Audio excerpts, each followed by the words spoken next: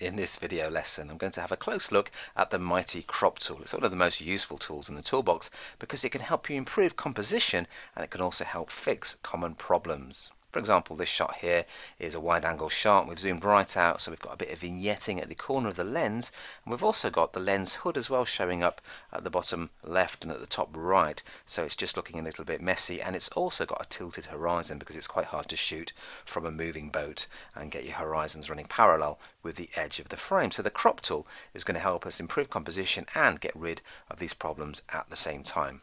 Before we start to use it, a quick word about where it lives.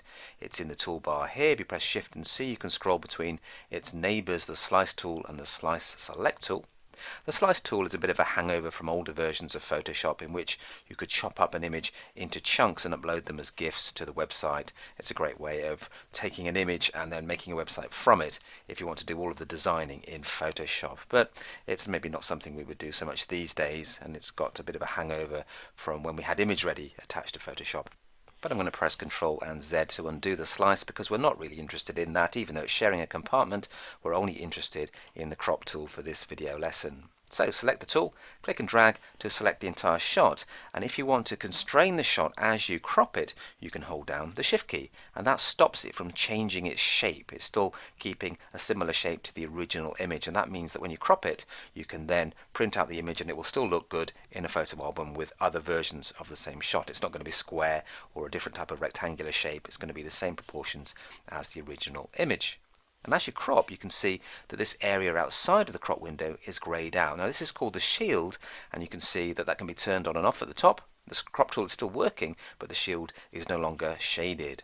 Turn it on again because it helps you to get less distracted by the cropped areas, and you can even change the shield colour if you like, if it's clashing with something in the photograph, to something like green. Click OK, and you can carry on holding the Shift key and fine-tuning the crop.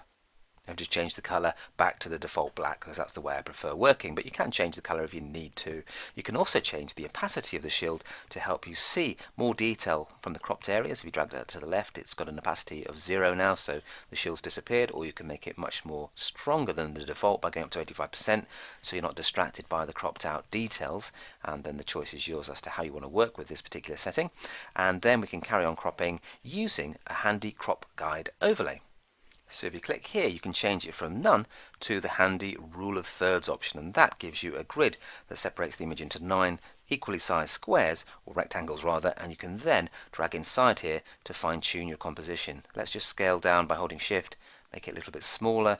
I'm going to pop that mountain in the middle square like so, and the rock in the bottom left, and then that's a great way of getting a nice balanced composition. So you can place key objects in these grids here. We've got the sky in the top, the mountain in the middle, and this part of the river down at the bottom here. But we could even go a bit tighter and go up towards the horizon here and get the river in the bottom third section, or the lake I should say.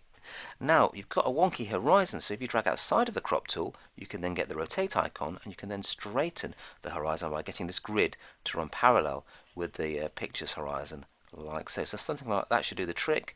Then Shift to constrain it and bring it out a little bit, just to give it a bit more breathing space around this rock. And there we have our cropped composition all ready to be applied by either hitting return or clicking the tick like so. And here's a cropped version of the image with the rule of thirds helping us get a nice composition, and we've lost all the vignetting and the lens hoods, corners, and we've straightened the horizon in one easy operation. Now that I've cropped the shot, I'm just going to pop up to image and go to image size to see how large the image is. It's 11 by 7 inches, or slightly over those values, and it's 240 pixels per inch. So it might not print out at the size we want if we want to get it into a specific print size or picture frame size. So I'm going to cancel that. I'm going to step back to the original image again, and this time when I crop, I'm going to click here and choose a preset size like 5 by 7 inches at 300 pixels per inch. And now if I click and drag, I can crop without holding the Shift key. At the moment it's in portrait mode, so I need to hit Escape to undo that, and then click here to swap the height and the width around. And now I can click and drag. I don't need to hold the Shift key anymore, and I can constrain the shot by just dragging, and these settings at the top here will keep it at exactly the right size. No matter where I crop, it's going to be 5 by 7 inches at 300 pixels per inch. So use the rule of thirds again, straighten that wonky horizon, and then click the tick to apply the change. And this time, here's our crop shot. It looks very familiar, but if we go to image size and we go to Here you'll now see it's at 5 by 7 inches at 300 pixels per inch. So that's a cool way of resizing any cropped image to print out exactly the size that you need it. And once you've finished cropping at a specific size, you can always click clear to get rid of this width and height option, or you can go up to here in the flyout icon and click on this little icon here and choose reset tool preset and click OK, and that will just reset it back to its original default.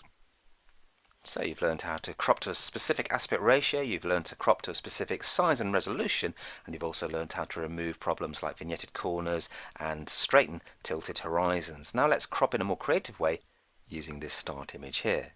Now, if I haven't actually made a crop selection yet, when I start to hold the shift key and drag, you can create a 1:1 aspect ratio, which gives you a perfectly square frame. And that's a good way of cropping in a creative way, just to select half of the subject's face.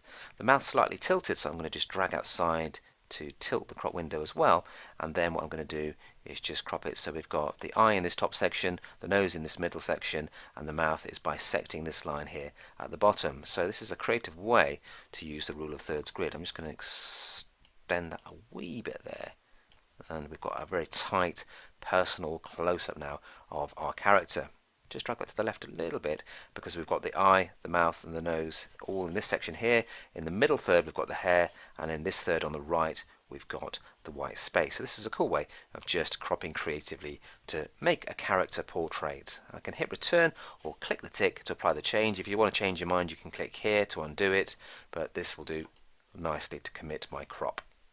And as this is a monochrome start image, I'm just going to add a levels adjustment layer just to make sure we've got a nice range of tones from black blacks to white whites. You can see the brightest highlights are a little bit underexposed. They don't really extend to the far right. So if I drag this slider to the left and hold down the Alt key, I can make sure we don't clip. If we go too far and we start blowing out the highlights, we can see the patches there. So round about here should brighten it up nicely without clipping. Let me just click here to see the before and the after, so there's a much more brighter crop there. And let me just drag the dark shadow slider to the right just to darken things a wee bit, and that gives us a better range of tones. Yep, that'll do nicely. Click to close that for the moment, and there's our cropped creative version. And now some of these highlights look a little bit blown out. What I'm going to do is click here, grab the brush tool, choose a nice black brush, nice soft edge to it, that should do the trick. A little bit larger, and then if I just click on the mask there, I can use the right square bracket for a larger brush and maybe take the opacity to around about 46% and click and spray, and that just takes off some of the adjustment there from the corner and from that area there, just to stop those highlights blowing out too much. If I shift click on the mask, there's the before, a little bit blown out, there's the after, and that's a nice subtle but high contrast adjustment layer. I'm just going to finish off by looking at a few other features of the crop tool. If we open an image like this, Cropper 402, I can click and drag to draw a crop window, and I can use a grid instead of the rule of thirds. That's particularly useful if you're cropping architecture and it's got converging verticals tilting inwards or outwards, so the grid helps you spot any of these converging problems. And indeed, if there was an architectural picture, I could click the perspective option, and then I could crop in perspective by dragging and correcting these converging verticals using my grid to make sure that they're running parallel with the grid, and when I hit return it would then straighten those converging lines to create straight verticals instead of tilted ones. So perspective is a really cool way to crop when you've got architectural pictures. But I'm going to hit escape because this isn't architectural, this is nice and natural, so I'm just going to click and drag again using a freehand crop. I'm going to use the rule of thirds because this is a classic photograph to benefit from that, and you can place the tree on these intersecting lines here. If I just click and drag that in a little bit more, untick perspective of course because I don't want to do that anymore, and hold the corners there, and then we can get a nice intersection on there. We can get the ground in the bottom third, the sky and the tree in the middle third, and the top bit that's got the rest of the sky like so. So that's a cool way of using rule of thirds for a landscape shot like this. But it's good to know that you've got the perspective option just in case you do need to crop architectural images too. And when you're happy, hit return to crop using rule of thirds. And this is almost a monochrome shot because of the dull day that it was taken on, so I'm just going to click here and choose black and white to convert it to black and white.